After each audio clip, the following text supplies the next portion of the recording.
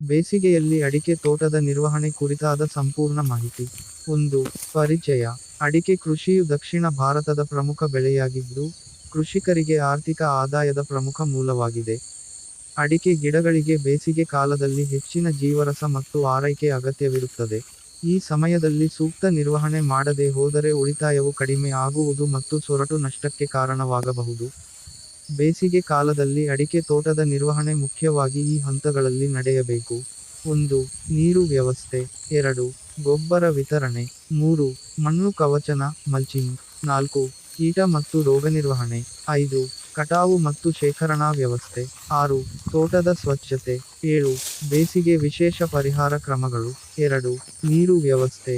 ಬೇಸಿಗೆಯಲ್ಲಿ ನೀರಿನ ಕೊರತೆಯಿಂದಾಗಿ ಅಡಿಕೆ ಗಿಡಗಳ ಬೆಳವಣಿಗೆ ಮತ್ತು ಉತ್ಪಾದನೆ ಮೇಲೆ ಪ್ರಭಾವ ಬೀರುತ್ತದೆ. ಹೀಗಾಗಿ ಸೂಕ್ತ ನೀರು ವ್ಯವಸ್ಥೆ ಮಾಡುವುದು ಬಹಳ ಮುಖ್ಯ. ನೀರು ಕೊಡುವ ವಿಧಾನಗಳು. ಟ್ಯಾಂಕರ್ ನೀರು ಒದಗಿಸುವುದು. ಟಿಪ್ಪರ್ ನೀರು ಪಂಪ್ ಮಾಡುವುದು. ಡ್ರಿಪ್ ಸಿಂಚನ ವ್ಯವಸ್ಥೆ, ಡ್ರಿಪ್ ಇರಗೇಷನ್. ಸ್ಪ್ರಿಂಕ್ಲರ್ ಸಿಂಚನ, ನದಿ ಅಥವಾ ಕೆರೆಯಿಂದ ನೀರು ಪಂಪ್ ಮಾಡುವುದು. ನೀರಿನ ಅವಶ್ಯಕತೆ. ಪ್ರತಿ ಗಿಡಕ್ಕೆ 40 ರಿಂದ 50 ಲೀಟರ್ ನೀರು ವಾರಕ್ಕೊಮ್ಮೆ ನೀಡಬೇಕು. ಡ್ರಿಪ್ ಸಿಂಚನ ವಿಧಾನ ಬಳಸಿದರೆ ಪ್ರತಿ ದಿನ 10 ರಿಂದ 15 ಲೀಟರ್ ನೀರು ನೀಡಿದರೆ ಸಾಕಾಗುತ್ತದೆ. 3. ಗೊಬ್ಬರ ವಿತರಣೆ. ಬೇಸಿಗೆಯಲ್ಲಿ ಗಿಡಗಳಿಗೆ ಸೂಕ್ತ ಪೋಷಕಾಂಶಗಳು ಒದಗಿಸಲು ಗೊಬ್ಬರ ವಿತರಣೆ ಅತ್ಯಂತ ಅಗತ್ಯ. 3ನೇಯ ಗೊಬ್ಬರ ವಿತರಣೆ ಅಥವಾ ತ್ರೈಮಾಸಿಕ ಗೊಬ್ಬರ. ಜೂನ್ ಜುಲೈ ಮಳೆಯ ಪ್ರಾರಂಭ. ಅಕ್ಟೋಬರ್ ನವೆಂಬರ್ ಹೋಳಿಯ ಮುನ್ನ. ಫೆಬ್ರವರಿ ಮಾರ್ಚ್ ಬೇಸಿಗೆಯ ಮುನ್ನ. ಪ್ರಮುಖ ಗೊಬ್ಬರಗಳು. ಯೂರಿಯಾ 100 ರಿಂದ 150 ಗ್ರಾಂ ಪ್ರತಿ ಗಿಡಕ್ಕೆ.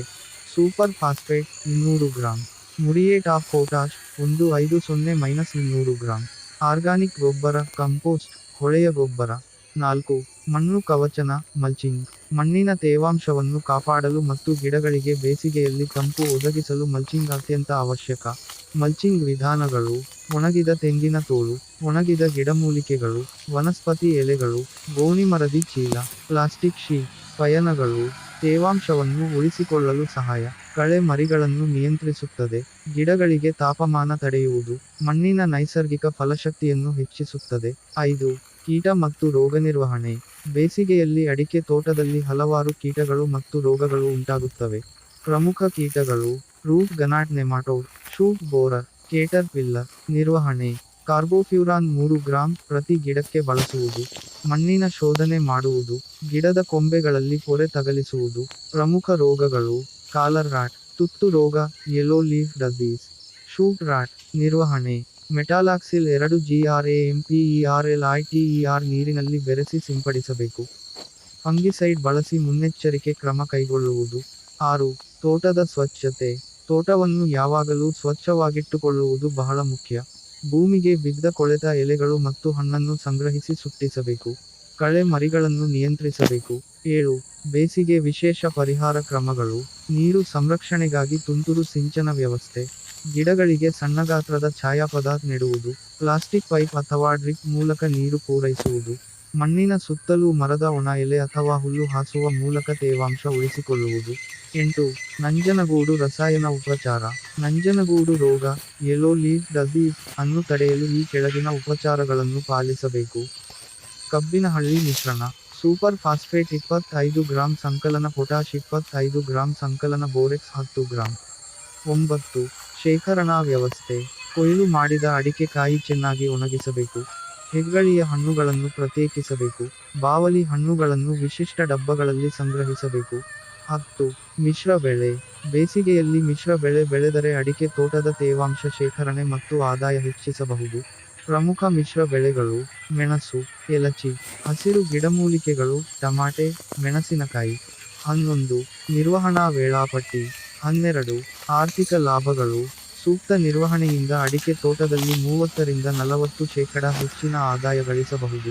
ನೀರು, ಗೊಬ್ಬರ ಮತ್ತು ಕೀಟನಾಶಕಗಳ ಸರಿಯಾದ ಬಳಕೆಯಿಂದ ಉತ್ಪಾದನೆಯ ಗುಣಮಟ್ಟ ಉತ್ತಮಗೊಳ್ಳುತ್ತದೆ. ಬೇಸಿಗೆಯಲ್ಲಿ ಅಡಿಕೆ ತೋಟದ ಸೂಕ್ತ ನಿರ್ವಹಣೆ ಮಾಡುವುದು ಉತ್ತಮ ಉತ್ಪಾದನೆ ಮತ್ತು ಲಾಭದಾಯಕ ಕೃಷಿಗೆ ಅವಶ್ಯಕ. ನೀರು ವ್ಯವಸ್ಥೆ, ಗೊಬ್ಬರ ವಿತರಣೆ, ಮಲ್ಚಿಂಗ್, ಕೀಟ ನಿರ್ವಹಣೆ ಮತ್ತು ಶೇಖರಣಾ ವಿಧಾನಗಳು ಪ್ರತಿ ಹಂತದಲ್ಲಿ ನಿಯಮಿತವಾಗಿ ಮಾಡಬೇಕು. ಹೊಸ ತಂತ್ರಜ್ಞಾನಗಳನ್ನು ಬಳಸಿಕೊಂಡು ತೋಟದ ನಿರ್ವಹಣೆ ಮಾಡಿದರೆ ಹೆಚ್ಚು ಲಾಭ ಗಳಿಸಬಹುದು. ಇದು ಒಂದು ಸಂಪೂರ್ಣ ಮಾರ್ಗಸೂಚಿಯಾಗಿದ್ದು, ಬೇಸಿಗೆಯಲ್ಲಿ ಅಡಿಕೆ ತೋಟವನ್ನು ನಿರ್ವಹಿಸಲು ಕೃಷಿಕರು ಪಾಲಿಸಬಹುದಾದ ಅತ್ಯುತ್ತಮ ಕ್ರಮವಾಗಿದೆ. ಬೇಸಿಗೆಯ ಸಮಯದಲ್ಲಿ ಅಡಿಕೆ ತೋಟದ ಸಮರ್ಪಕ ನಿರ್ವಹಣೆ ಅತ್ಯಂತ ಮುಖ್ಯವಾಗಿದೆ, ಏಕೆಂದರೆ ಈ ಅವಧಿಯಲ್ಲಿ ಉಷ್ಣತೆ ಹೆಚ್ಚಾಗಿ, ನೀರಿನ ಕೊರತೆ ಉಂಟಾಗುತ್ತದೆ. ಈ ಪರಿಸ್ಥಿತಿಯಲ್ಲಿ, ಅಡಿಕೆ ಗಿಡಗಳ ಆರೋಗ್ಯವನ್ನು ಕಾಪಾಡುವುದು ಮತ್ತು ಉತ್ತಮ ಉತ್ಪಾದನೆ ಸಾಧಿಸುವುದು ಮುಖ್ಯ. ಈ ಲೇಖನದಲ್ಲಿ, ಬೇಸಿಗೆಯಲ್ಲಿ ಅಡಿಕೆ ತೋಟದ ನಿರ್ವಹಣೆಗೆ ಸಂಬಂಧಿಸಿದ ಪ್ರಮುಖ ಅಂಶಗಳನ್ನು ವಿವರಿಸಲಾಗಿದೆ. 1. ನೀರಿನ ನಿರ್ವಹಣೆ. ಬೇಸಿಗೆಯಲ್ಲಿ ಉಷ್ಣತೆ ಹೆಚ್ಚಾಗಿರುವುದರಿಂದ, ಅಡಿಕೆ ಗಿಡಗಳಿಗೆ ಸಮರ್ಪಕ ನೀರಿನ ಪೂರೈಕೆ ಅತ್ಯವಶ್ಯಕವಾಗಿದೆ. ನೀರಿನ ಕೊರತೆಯಿಂದ ಗಿಡಗಳು ಒಣಗುವ ಅಪಾಯವಿದೆ, ಆದ್ದರಿಂದ ಕೆಳಗಿನ ಕ್ರಮಗಳನ್ನು ಅನುಸರಿಸಬಹುದು. ನೀರಾವರಿ ವಿಧಾನಗಳು, ಟಿಪ್ಪು ನಿರ್ವಹಣೆ, ಡ್ರಿಪ್ ನಿರ್ವಹಣೆ ಅಥವಾ ಸ್ಪ್ರಿಂಕ್ಲರ್ ನಿರ್ವಹಣೆ ವಿಧಾನಗಳನ್ನು ಬಳಸಬಹುದು. ಡ್ರಿಪ್ ನಿರ್ವಹಣೆ ಮೂಲಕ ನೀರನ್ನು ನೇರವಾಗಿ ಗಿಡಗಳ ಬೇರುಗಳಿಗೆ ಪೂರೈಸಬಹುದು, ಇದರಿಂದ ನೀರಿನ ಉಳಿತಾಯವಾಗುತ್ತದೆ. ನೀರಾವರಿ ಅವಧಿ. ಬೇಸಿಗೆಯಲ್ಲಿ ಪ್ರತಿದಿನವೂ ಅಥವಾ ದಿನಾಲೂ ನೀರಾವರಿ ಮಾಡುವುದು ಉತ್ತಮ. ಬೆಳಿಗ್ಗೆ ಅಥವಾ ಸಂಜೆ ಸಮಯದಲ್ಲಿ ನೀರಾವರಿ ಮಾಡುವುದರಿಂದ ನೀರಿನ ಆವಾಪ್ತಿಯನ್ನು ಕಡಿಮೆ ಮಾಡಬಹುದು. ಮಲ್ಚಿಂಗ್. ಗಿಡಗಳ ಬೇರುಗಳ ಸುತ್ತ ಮಣ್ಣು ಮೇಲೆ ಒಣಗಿದ ಎಲೆಗಳು, ಹುಲ್ಲು ಅಥವಾ ಪ್ಲಾಸ್ಟಿಕ್ ಶೀಟ್ಗಳನ್ನು ಹಾಸುವ ಮೂಲಕ ಮಲ್ಚಿಂಗ್ ಮಾಡಬಹುದು. ಇದರಿಂದ ಮಣ್ಣಿನ ತೇವಾಂಶವನ್ನು ಕಾಪಾಡಬಹುದು ಮತ್ತು ನೀರಿನ ಅವಶ್ಯಕತೆಯನ್ನು ಕಡಿಮೆ ಮಾಡಬಹುದು. 2. ಸೂರ್ಯನಿಂದ ರಕ್ಷಣಾ ಕ್ರಮಗಳು. ಬೇಸಿಗೆಯಲ್ಲಿ ತೀವ್ರ ಸೂರ್ಯಪ್ರಕಾಶದಿಂದ ಗಿಡಗಳನ್ನು ರಕ್ಷಿಸುವುದು ಮುಖ್ಯ. ಈ ಸಲಹೆಗಳು ಸಹಾಯಕವಾಗಬಹುದು. ಶೇಡ್ ನೆಟ್ಗಳ ಬಳಕೆ. ತೋಟದ ಮೇಲೆ ಶೇಡ್ ನೆಟ್ಗಳನ್ನು ಹಾಸುವ ಮೂಲಕ ಗಿಡಗಳನ್ನು ತೀವ್ರ ಸೂರ್ಯನಿಂದ ರಕ್ಷಿಸಬಹುದು. ಶೇಡ್ ನೆಟ್ಗಳು ಸೂರ್ಯನ ಕಿರಣಗಳನ್ನು ಕಡಿಮೆ ಮಾಡುತ್ತವೆ ಮತ್ತು ತಾಪಮಾನವನ್ನು ನಿಯಂತ್ರಿಸುತ್ತವೆ. ಸಹಾಯಕ ಗಿಡಗಳ ನೆಡುವುದು. ಅಡಿಕೆ ತೋಟದಲ್ಲಿ ಬಾಳೆ, ಪಪ್ಪಾಯಿ ಅಥವಾ ಇತರ ಶೇಡ್ ನೀಡುವ ಗಿಡಗಳನ್ನು ನೆಡುವ ಮೂಲಕ ಅಡಿಕೆ ಗಿಡಗಳಿಗೆ ನೆರಳನ್ನು ಒದಗಿಸಬಹುದು. 3. ಪೋಷಕಾಂಶ ನಿರ್ವಹಣೆ. ಬೇಸಿಗೆಯಲ್ಲಿ ಗಿಡಗಳಿಗೆ ಸಮರ್ಪಕ ಪೋಷಕಾಂಶ ಪೂರೈಕೆ ಮಾಡುವುದು ಅವಶ್ಯಕ. ಕೆಳಗಿನ ಕ್ರಮಗಳನ್ನು ಅನುಸರಿಸಬಹುದು. ಸಾವಯವ ಗೊಬ್ಬರ, ಕೊಳೆತ ಎತ್ತು ಸಗಣಿ, ಕೋಳಿಮಣ್ಣು ಅಥವಾ ಕಾಂಪೋಸ್ಟ್ ಅನ್ನು ಬಳಸಬಹುದು. ಇದರಿಂದ ಮಣ್ಣಿನ ಜೈವಿಕ ಚಟುವಟಿಕೆ ಹೆಚ್ಚಾಗಿ, ಗಿಡಗಳಿಗೆ ಪೋಷಕಾಂಶ ಲಭ್ಯವಾಗುತ್ತದೆ. ರಾಸಾಯನಿಕ ಗೊಬ್ಬರ. ಮಣ್ಣಿನ ಪರೀಕ್ಷೆಯ ಆಧಾರದ ಮೇಲೆ, ಸಮತೋಲನಿತ NPK, ನೈಟ್ರೋಜನ್, ಫಾಸ್ಫರಸ್, ಪೊಟ್ಯಾಷಿಯಂ ಗೊಬ್ಬರವನ್ನು ಬಳಸಬಹುದು. ಗೊಬ್ಬರವನ್ನು ನೀರಾವರಿ ನಂತರ ಅಥವಾ ಮುಂಚೆ ನೀಡುವುದು ಉತ್ತಮ. 4. ರೋಗ ಮತ್ತು ಕೀಟ ನಿಯಂತ್ರಣ. ಬೇಸಿಗೆಯಲ್ಲಿ ಕೆಲವು ರೋಗಗಳು ಮತ್ತು ಕೀಟಗಳು ಗಿಡಗಳಿಗೆ ಹಾನಿ ಮಾಡಬಹುದು. ಸಮರ್ಪಕ ಕ್ರಮಗಳನ್ನು ತೆಗೆದುಕೊಳ್ಳುವುದು ಮುಖ್ಯ. ರೋಗ ನಿರ್ವಹಣೆ. ಕೊಲೆಟೋಟ್ರಿಚಮ್, ಫೈಟೋಪ್ತೋರಾ ಮುಂತಾದ ಶಿಲೀಂಧ್ರ ರೋಗಗಳನ್ನು ನಿಯಂತ್ರಿಸಲು, ಸಮರ್ಪಕ ಫಂಗಿಸೈಡ್ಗಳನ್ನು ಬಳಸಬಹುದು. ರೋಗದ ಲಕ್ಷಣಗಳನ್ನು ಗಮನಿಸಿ, ತಕ್ಷಣ ಕ್ರಮ ಕೈಗೊಳ್ಳುವುದು ಮುಖ್ಯ. ಕೀಟ ನಿಯಂತ್ರಣ. ರೆಡ್ ಪಾಮ್ ವೀವಿಲ್, ರೈನೋಸೆರೋಸ್ ಬೀಟಲ್ ಮುಂತಾದ ಕೀಟಗಳನ್ನು ನಿಯಂತ್ರಿಸಲು, ಸೂಕ್ತ ಕೀಟನಾಶಕಗಳನ್ನು ಬಳಸಬಹುದು. ಕೀಟಗಳ ಹಾನಿಯನ್ನು ಗಮನಿಸಿ, ಅವುಗಳನ್ನು ಹತ್ತಿಕ್ಕುವುದು ಮುಖ್ಯ. 5. ಮಣ್ಣಿನ ನಿರ್ವಹಣೆ. ಮಣ್ಣಿನ ಆರೋಗ್ಯವನ್ನು ಕಾಪಾಡುವುದು ಗಿಡಗಳ ಉತ್ತಮ ಬೆಳವಣಿಗೆಗೆ ಮುಖ್ಯ. ಕೆಳಗಿನ ಕ್ರಮಗಳನ್ನು ಅನುಸರಿಸಬಹುದು. ಮಣ್ಣು ತಿರುಗಿಸುವುದು. ಬೇಸಿಗೆಯ ಆರಂಭದಲ್ಲಿ ಮಣ್ಣನ್ನು ತಿರುಗಿಸುವ ಮೂಲಕ, ಮಣ್ಣಿನ ವಾಯುಸಂಚಾರವನ್ನು ಸುಧಾರಿಸಬಹುದು ಮತ್ತು ಜೈವಿಕ ಚಟುವಟಿಕೆ ಹೆಚ್ಚಿಸಬಹುದು. ಹಸಿರು ಗೊಬ್ಬರ. ಪಚ್ಚೆ ಗಿಡಗಳನ್ನು ಬೆಳೆಸಿ, ಅವುಗಳನ್ನು ಮಣ್ಣಿನಲ್ಲಿ ಮಿಶ್ರಣ ಮಾಡುವ ಮೂಲಕ ಹಸಿರು ಗೊಬ್ಬರವನ್ನು ಒದಗಿಸಬಹುದು. ಇದರಿಂದ ಮಣ್ಣಿನ ಪೋಷಕಾಂಶ ಮಟ್ಟ ಹೆಚ್ಚಾಗುತ್ತದೆ. 6. ತೋಟದ ಸ್ವಚ್ಛತೆ. ತೋಟವನ್ನು ಸ್ವಚ್ಛವಾಗಿ ಇಡುವುದು ರೋಗ ಮತ್ತು ಕೀಟಗಳ ನಿಯಂತ್ರಣಕ್ಕೆ ಸಹಾಯಕ. ಕಸವನ್ನು ತೆರವುಗೊಳಿಸುವುದು.